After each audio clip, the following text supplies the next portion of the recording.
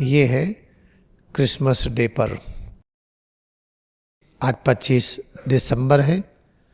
आज के दिन ईसा मसीह का जन्म हुआ था। इसका अर्थ क्या है? ईसा मसीह किसको कहते हैं? जीसस क्राइस्ट को ईसा मसीह कहते हैं। जीसस क्राइस्ट को अगर हम हिंदी में लिखेंगे तो क्या कहेंगे? भगवान जीसस। भगवान राम को अगर हम अंग्रेजी में लिखेंगे तो क्या कहेंगे? राम क्राइस्ट। भगवान कृष्ण को अंग्रेजी में लिखेंगे कृष्णा क्राइस्ट। और जीसस क्राइस्ट को हिंदी में लिखेंगे तो भगवान जीसस। इस तरह से जो व्यक्ति भागवतता को प्राप्त हो जाता है, प्रॉफिट के रूप में हो जाता है, जिसको अनुभव होता है कि हमारे प्रभु के बीच में दूरी शून्य है, तो उसके नाम के साथ भगवान लग जाता है। जैसे आपको डॉक्टरी का ज्ञान हुआ तो आपके नाम के साथ मेडिकल डॉक्टर लगा दिया जाता है। आप आईटी के एक्सपर्ट हैं, इंजीनियरिंग का ज्ञान है तो आपके नाम के साथ इंजीनियरिंग लगा दिया जाता है। आपको म्यूजिक का ज्ञान है तो म्यूजिशियन कहा जाता है।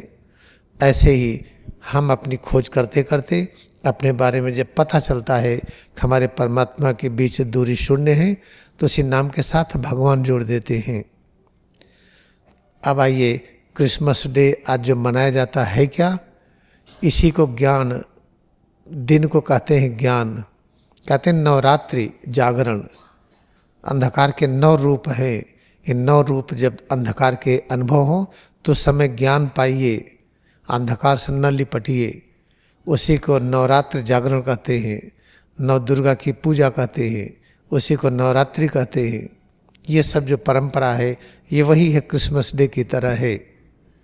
तो क्राइस्ट को कहते हैं भगवान। भगवान में भक्ति इस तरह से बढ़े कि आज लगे कि बड़ा दिन है। 25 दिसंबर को बड़ा दिन कहा जाता है। बड़ा दिन इसके एक दिन के पहले दिन और रात्रि बराबर है। अभी कल अंधकार और ज्ञान बराबर था। आज के दिन हमारा ज्ञान थोड़ा ज़्यादा हुआ, तो इसलिए आज को क्रिसमस डे कह दिया गया, बड़ा दिन कहा गया। कल अगर हम क्रिया योग ध्यान करते हैं तो कल हमारा ज्ञान और अच्छा होगा। तो क्रिसमस डे हमारा कल भी हुआ। प्रत्येक दिन हमारा दिन प्रकट हो, हमारा बड़ा दिन हो। कल से आज का दिन बड़ा है। कल जो शांति थी, ज्ञान था, शक्ति था, जीवन था, आज हमें अधिक शांति है, वाइटलिटी अधिक है, ज्ञान अधिक है, क्षमता अधिक है। तो आज क्रिसमस डे है, आज बड़ा दिन है। पता चला कि बड़ा दिन 25 दिसंबर को था, हमारे लिए बड़ा दिन 30 दिसंबर को भी है। क्योंकि 30 दिसंबर को जब क्रिया योग ध्यान किए तो कल से ज़्यादा हमें ज्ञान मिला आज। तो कल जो ज्ञान था वो छोटा था, आज हमारा ज्ञान बड़ा हो गया, तो बड़ा दिन 30 दिसंबर भी हो गया। इस तरह से जब हम अपने लक्ष्य की प्राप्ति करते हैं, लक्ष्य की प्राप्ति क्रिया योग ध्यान से आसानी से होता है। अपने ऊपर एकाग्रता बढ़ाते जाइए, बढ़ाते जाइए। जो अनुभूतियाँ हों प्रेम करते जाइए। सिद्ध करने के लिए कि प्रेम अपने से ठीक से करते हैं कि नहीं, आप ठंडक पर बैठ जाइए।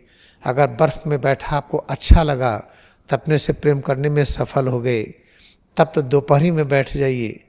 अगर दोपहरी की गर्मी बहुत अच्छी लगी तो अपने से प्रेम कर रहे हैं। 24 घंटे खड़े रहिए। खड़े रहने पर जो परिवर्तन प्रकट हुआ, बड़ा आनंद आया, तो अपने से प्रेम कर रहे हैं। इस तरह से काम करते हुए, काम न करते हुए, प्रत्येक स्थितियों में, प्रत्येक जगह पर अपनी अनुभूति से अगर हम प्रेम कर लेते हैं, वो आनंद के रूप में अनुभव कर लेते हैं, तो वही है जीवन का लक्ष्य। कुछ भी करिए, ऐसा अनुभव होने में कठिनाई होगी। आप बर्फ पर बैठ जाइए, बहुत देर तक नहीं बैठ पाएंगे, भागेंगे। तो हम क्या करें कि अपने से प्रेम कर पाएं? तो जब क्रिया योग ध्यान करते हैं, पूरी शरीर की स्थिति बदलने लगती है। ऐसी स्थिति में आ जाती है कि आप बर्फ पर बैठिए, उसका असर नहीं होगा। आप दोपहरी भर बैठे रहिए धूप में, चमड़े में कालापन नहीं होगा, शरीर में कोई परिवर्तन नहीं होगा। ये प्रेम का सिंबल है। तो इस तरह से प्रेम की अभिव्यक्ति प्रकट करने के लिए बड़ा समय लगता है। जब हम क्रिया योग ध्यान करते हैं, अपने में एकाग्रता बढ़ाते हैं, सभी अनुभूतियों को प्रेम करते हैं। लक्ष्य है सच जानने का। सच क्या है? परमात्मा। तो करते करते सिर और रीढ़ पर एकाग्रता बढ़ने लगती है। एक समय आता है तो यहाँ पर कुछ अनुभव होने लगता है। यहाँ जो अनुभव होता है वो क्या है। मेडिकल साइंस में coccygeal plexus, sacral, lumbar, thoracic, cervical, medullary और सेरेब्रल, ये सब प्लेक्सेज है, नर्व के गुच्छे हैं। और एकाग्रता बढ़ाइए, सारी अनुभूतियों को और प्रेम करते जाइए, तब यहाँ पर कुछ और प्रकट होने लगता है। यहाँ पर ज्ञान मिलने लगता है, सब ज्ञान और शक्ति और शांति दिखती है। तो उसी ज्ञान को प्रकाश कहा गया है। जब पूरी शरीर को हम ज्ञान के रूप में बताना चाहें तो उसको तारे के रूप में बता देते हैं। ये देखिए तारा जो सफ़ेद रंग का दिखाई पड़ता है, इसको ज्ञान का प्रतीक है। तो इसी को कहा गया कि भाई जहाँ से ज्ञान आता है उसको पूरब दिशा कहते हैं। तो सिर और रीढ़ में ये ज्ञान के केंद्र हैं। जब यहाँ से ज्ञान प्रकट होने लगा, पता चला कि ज्ञान का सोर्स यही है, तो इसको पूरब कहते हैं। और ज्ञान जो पूरब से बाहर जाता है उसको पश्चिम कहते हैं। ज्ञान का मुख्य सोर्स पूरब में कहाँ से आ रहा है, तो उत्तर है वो।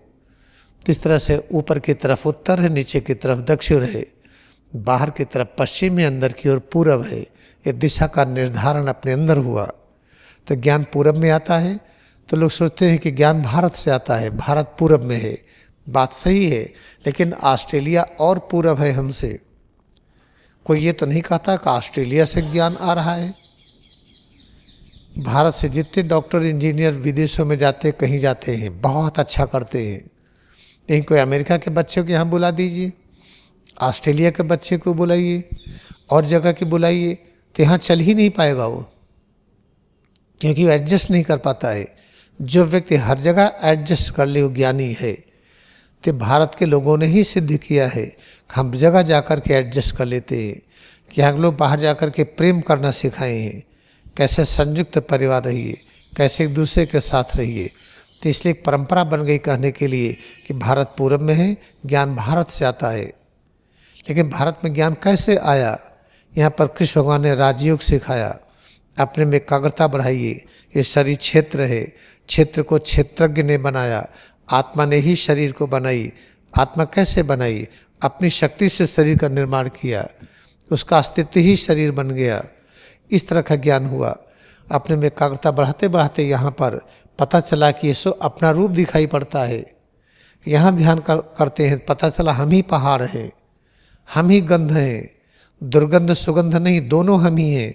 हम ही दुर्गंध भी हैं, सुगंध भी हैं, और हम ही पहाड़ भी हैं।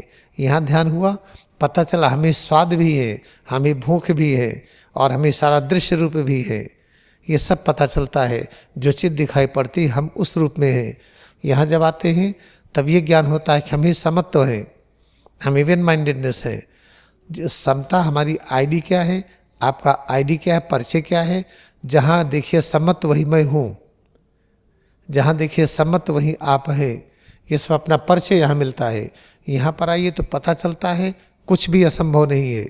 हमारी एकाग्रता अनंत है। जो अनंत एकाग्रता को भक्ति कहते हैं। तो ये सब अपना रूप यहाँ दिखाई पड़ता है कि अनंत एकाग्रता के रूप में हम ही है, और कुछ भी असंभव नहीं है। परिचय है। आपका परिचय क्या है? कुछ भी असंभव नहीं है।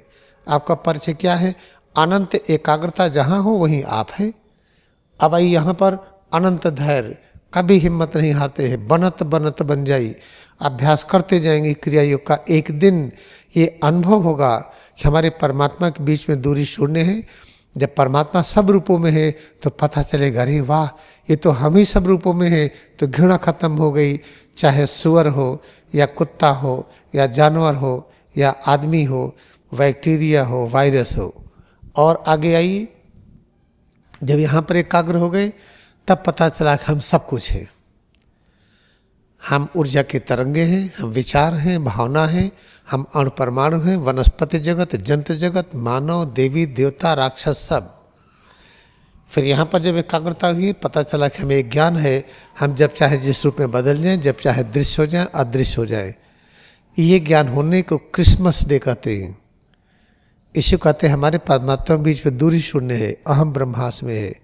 तो चाहे क्रिसमस डे कहिए, चाहे परमात्मा में भक्ति कहिए, हमें परमात्मा की अनुभूति हो गई, चाहे सत्य की अनुभूति हो गई, सब एक ही है।